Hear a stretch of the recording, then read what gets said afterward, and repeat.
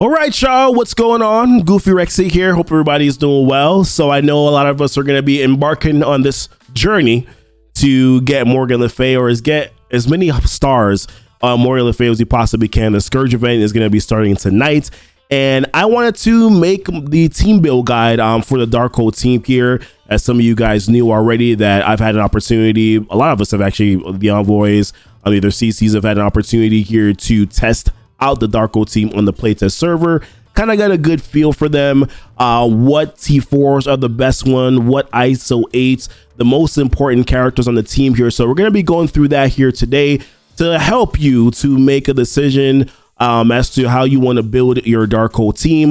Like I said, what T4s, what ISOs, what placement is the most important or the best here for this Darkhold team. So let's get started. The first thing I wanted to talk about here is the character priority. And I know it's an arena team. Of course, I'm going to want to build every character on the arena team, right? I get it. But let's say that you're kind of short on some gear, but you do want to invest into the team and you want to know who to prioritize first. So let's talk about that. Morgan, Obvi, right? She's a legendary character on the team. She's definitely the most important character that I would definitely allocate your investment towards. Now, some of you probably already invested into some of these other characters already. Like I said, I am talking about this character gear build based on the fact that maybe some are not in the same boat, and I want to be able to be considerate of everyone that's going to be building out this Darkhold team. So Morgan, obviously the most important. Agatha and Wong to me are kind of like 2A and 2B. I think they're both equally important to the team. You could probably make a case that maybe Agatha is important in some situations, or that Wong is more important in other situations. But yeah, Agatha gives a lot of sustain to the team. She provides some additional control with offense downs and also the stuns, and it's impactful there. So you're definitely, I think Agatha is pretty important to the team. And of course, being able to kind of cloak them whenever they get below certain percentage in health and clearing negative effects off of them. So Agatha, incredibly important to have as a big character on the team, just to be able to keep her alive so that she can do some stuff for you that's going to be impactful. And having a big Wong, yes, we said it again. Having a big Wong is going to be important as well. It's probably going to be some of the reason why you're able to win some of these matchups, because if people can't get through Wong, then that could pose some problems here. Strange is important as well, but the problem that I found with Strange is that if he gets offense down and can't get rid of it, and if his ultimate is available, but he's offense down with his ultimate, and the other team has deflects in these mirror matches, then you're kind of you're seeing that Doctor Strange just doesn't have that much of an impact anymore. So that's the reason kind of why he's fourth. And Scarlet Witch, she's actually better than we thought that she was. However, you can probably make a case that in some instances, Scarlet Witch actually might be a little bit more important than Strange. But like I said, priority list, this is what I would follow: Morgan, Agatha, Wong, Strange, and Witch. And then we had some alternative options that I listed down here as well, and I'll talk about the reason why. So Loki and Emma are really here for the speed factor, to make sure that if you're going into these mirror matches and you're going up against a full Darkhold team, slotted in Loki and taking out Scarlet Witch, or slotted in Emma and taking out Scarlet Witch, will give you the speed advantage that you need to make sure that your Morgan Le Fay is going to be able to go first, so that she can do her ultimate, so that she can apply the ability block and trauma and all that, right? Emma is going to help in those punch acrosses, as to where Loki, I think, will be more helpful in your punch ups. Because Loki is going to give you an opportunity. He does two things with his passive ability. On turn one, he speeds up Mystic controllers, which will make sure that your Morgan Le Fay goes first, and then also lowers the resistance of the enemy team. And in these mirror matches, we're seeing that resistance checks become a major problem. So Loki was going to be able to, he gives a negative 20% resistance to the enemy team, so therefore it gives you a higher possibility to be able to land those negative effects, those debuffs that you want. So that's the reason why Loki is here. All right, so let's talk about T4s. Holy my god, wow. Yeah, there's a lot of T4s on this team. 15 I think are essential T4s. There's one that's kind of a nice to have. Some of the essentials, I'll be honest with you, I'm a little questionable. I question them a little bit, but we'll talk about it here. So for Morgan, yeah, I mean, come on now. She's a legendary character. All her T4s are good. Usually most legendary characters, all the T4s are good, right? So passive, if you T4 it, you're getting the additional speed bar, 10% speed bar for self and all Darkhold allies. Speed wins in these matchups, really, especially in mirror matches. If your Morgan goes first, you're kind of going to have the speed advantage for the duration of the matchup here. So definitely want to upgrade this passive. You're also getting the additional 30% max health. That's going to be huge, man. It's going to be huge. If you don't have it and then the other team has it, that's going to be a major problem, right? And an ultimate ability, Reality Break, is just going to be her turn 1, the first ability that you're most likely going to do. With the T4, you're getting the extra 30% crit chance, but they basically made sure that you had to T4 this ultimate ability, right? Because without it, you cannot apply the trauma, you cannot apply the ability block to all controller allies. So therefore, you had no other choice but to T4 this in order for you to be able to get that additional stuff that you really need for this ultimate. So yeah, you definitely want to T4 the ultimate as well. Her special ability, pretty important too. She's clearing all positive effects from all enemies. She's also applying speed up for 2 turns. I think before she was applying speed up already, it was just for 1 turn. Now you're getting a 2-turn speed up, and then she's going to be able to clear not just 2 random positive effects, but she's going to be able to clear all positive effects from all the enemies. And then the basic, you're going to be getting an extra 5% health steal on the basic, which is going to go up to a 10% health steal. I will be honest, this was a little bit more impactful when we had Striker ISO on her. Now that we've changed it to where the recommendation is going to be Skirmisher, which we'll talk about later in the video, it's not as impactful as it was before, but I think it's still important to have it just to get the extra 5% damage, basically, when you look at it, the extra 5% health. I definitely think this is still an important T4 to have on Morgan. All right, Agatha. So I had 3 recommended T4s on Agatha Harkness here. So her passive ability, her ultimate, and then her basic ability.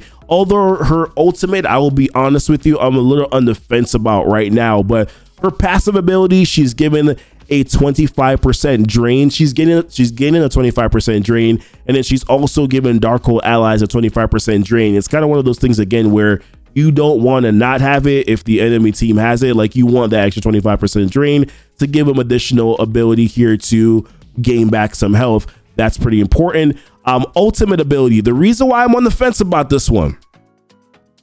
So it's nice. You're getting the extra 20% of this character's max health as a barrier. I'm not gonna lie to you, it's pretty important.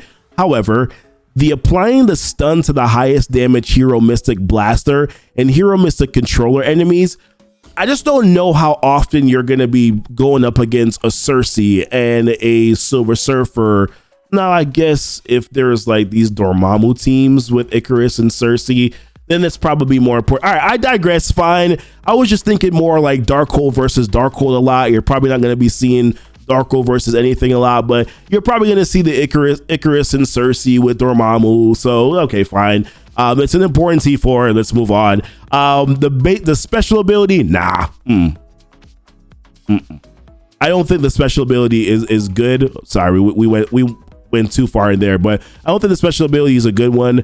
60% plus 60% piercing for primary and secondary targets. She's not a major damage dealer in my opinion, so I don't really think that you really need this extra damage from her. I think if you're looking at saving some T4s because you have like 15 others to invest, I will probably skip that one. And then the basic for Agatha I think is pretty good too. This one is mainly for Arena though. In Arena, she's calling 2 random adjacent Darkhold allies to attack the primary target based on placement, where she's going to be calling Morgan and calling Wong to do additional attacks.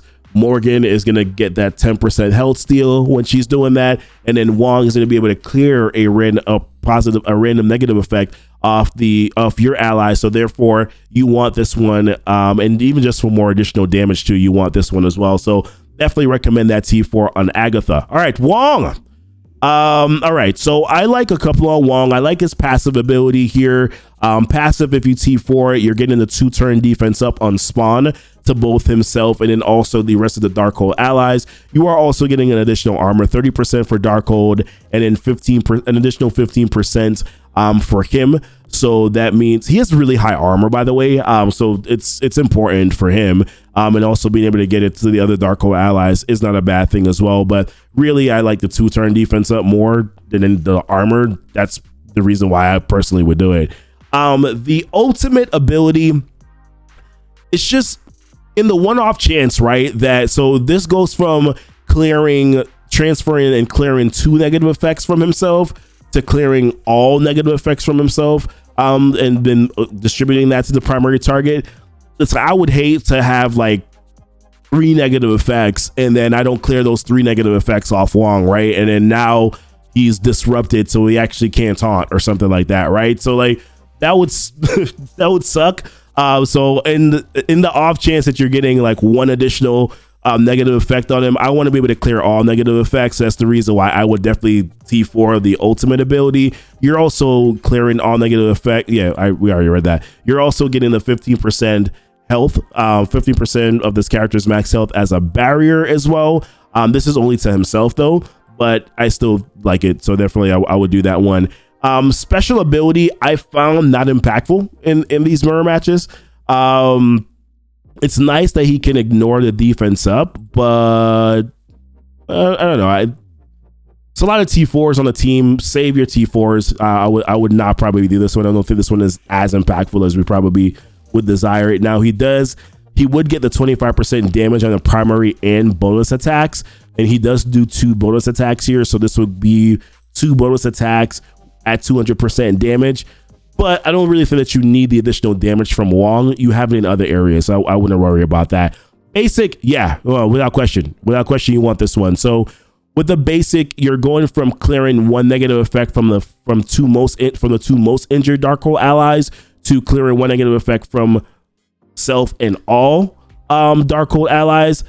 I just think that this is just way too important. You want to be able to clear those, and this is so impactful in the mirror matches, so impactful even outside the mirror matches as well.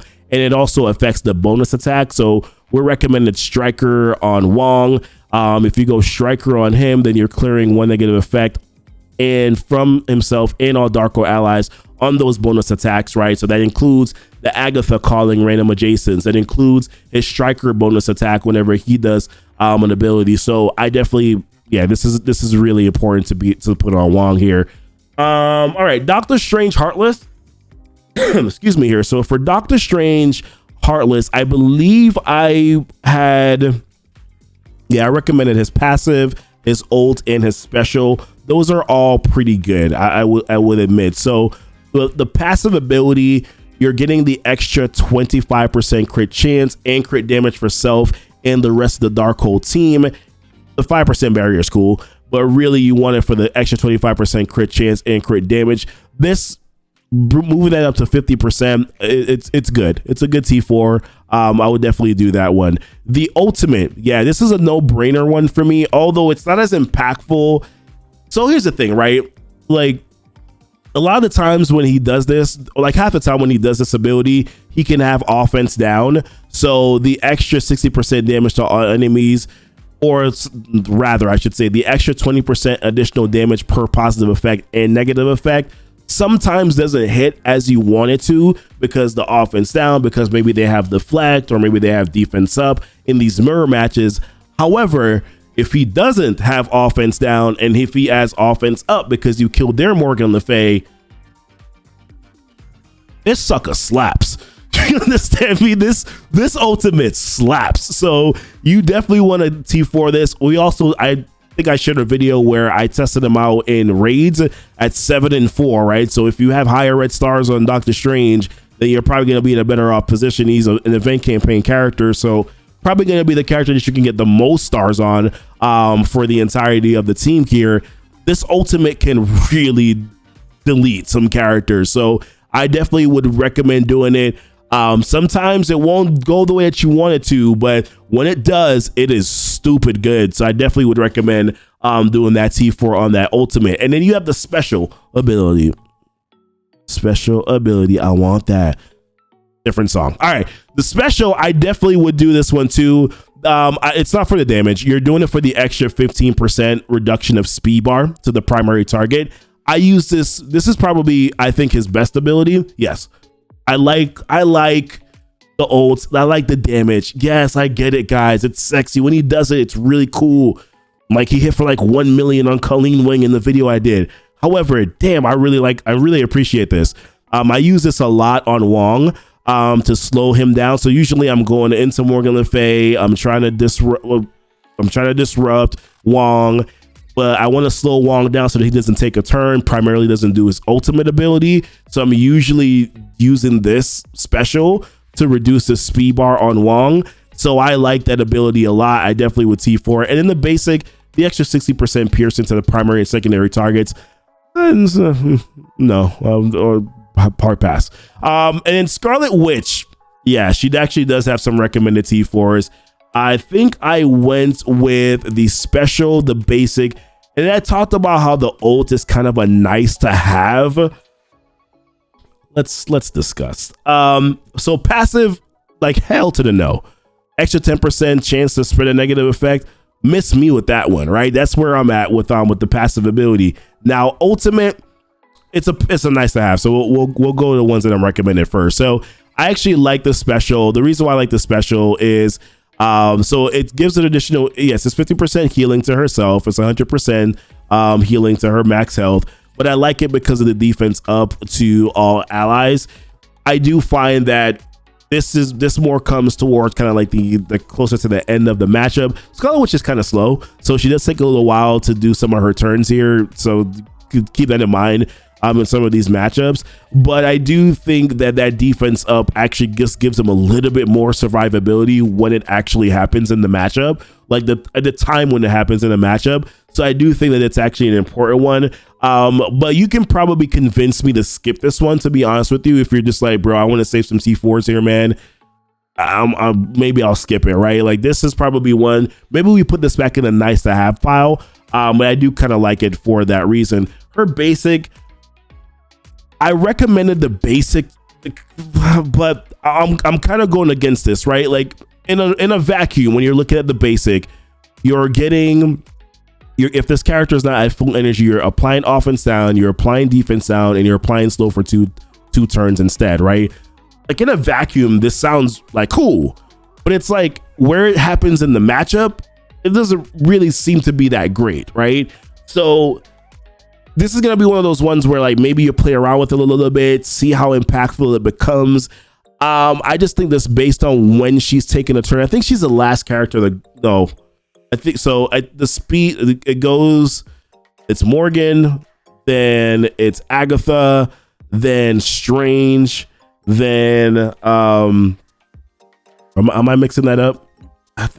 Agatha might actually, Strange might go before Agatha, but either way, it's Scarlet Witch and then it's Wong. So sometimes when she takes, it takes a little while for this basic. You need her to do her special and then her ultimate first before she can do the basic. So there's a possibility that this may not be all right, fine. All of Scarlet Witch's T4s are nice to haves, okay? We've changed our mind now. All of Scarlet Witch T4s are nice to haves. I was trying to be nice, but all of them seem to be nice to haves right now. I don't think you necessarily need any one of them. I think it might be a feel thing in regards to how you kind of go about it. But those are the recommended T4s I have for the team here. In terms of ISO recommendations, so I kind of talked about this a little bit while I was going through the T4s. ISO recommendations for Morgan is definitely going to be a skirmisher. So I liked her as a striker initially because of the health steal on her basic. But in these matchups where there's this like resistance check in these mirror matches where you may not be able to land those debuffs, if you're doing a full-on mirror match, even with Loki helping with the lowering the resistance of the enemy team, if you're using Emma, it doesn't matter. There's really a big resistance check. You want Morgan to be able to land the ability block. Yeah, you're definitely going to want to have Morgan have the skirmisher on. Agatha, same idea, right? You want Agatha to be able to land her stun. You want her to be able to land the offense downs. You don't want to be in a position where these things aren't landing, these debuffs aren't landing, especially if you're doing punch-ups, guys. you definitely want to make sure that you have Skirmisher on Morgan and also have it on Agatha as well. Wong, I don't know what stronger is. This is supposed to be Striker. Damn you. Damn it, guys. Autocorrect.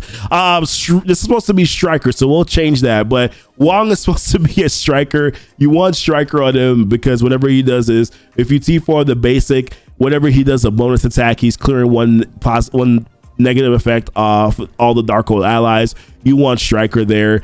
He's gonna be called when Agatha does her basic as well, so that's gonna be able to clear a positive effect. Whenever he does a bonus attack, he's gonna be able to clear a positive effect. So you definitely want Striker on him. Heartless Raider, the extra crit chance on the ultimate could really be big damage, so you definitely do want Raider on him there. And then Scarlet Witch, because you do want her to be able to land some of her negative effects, especially if you do T4 the basic and you do T4 the ultimate there, then you're probably gonna want to those to land, right? So Skirmisher works out better for her there also. And then lastly, team placement. So this is the best team placement that I've found for the team so far. So Morgan in the middle, Agatha in between, Wong, Scarlet Witch here, and then these two actually doesn't really matter where they go. You just want to keep Strange away because he's the squishiest character on the team. So you just want to keep Strange away, as far away as possible from Wong. That's the reason why he's at the very end here. And Scarlet Witch, it's kind of one of those things like if she dies, she dies. But she's not terrible, but I'm just saying it's okay. But the reason why these three, you want to keep them next to each other is Agatha, like I said, in Arena, she's going to be, on that basic ability, she's going to be calling two random adjacent allies, right? Two adjacent allies to do an additional attack with her basic ability. You want her here to have to ping to proc Wong, because when Wong goes with his basic, he's going to be clearing a negative effect off the entire team.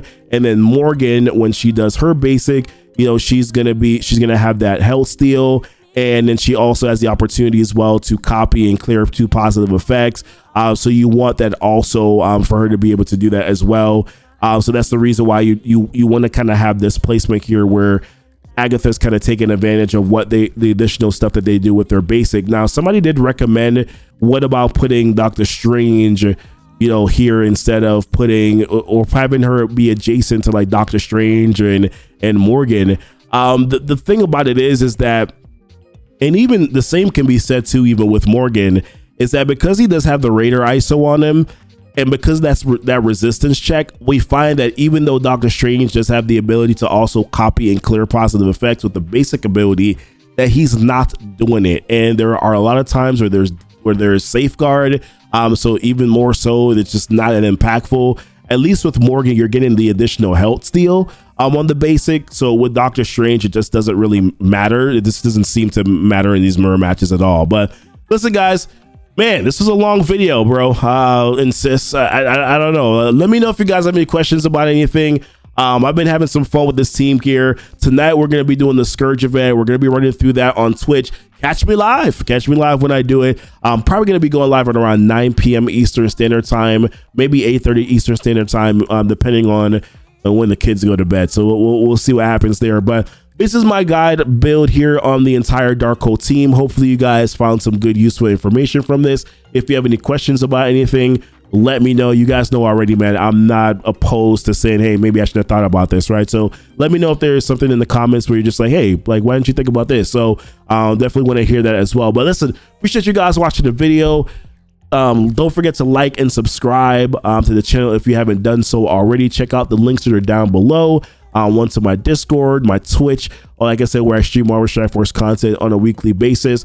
This graphic is going to be in my Discord, and I'm also going to put it in the link in the description as well, so that you can also view the slideshow of everything that I just went through. So listen, appreciate you guys very much. Until next time, y'all be blessed. I'll be safe.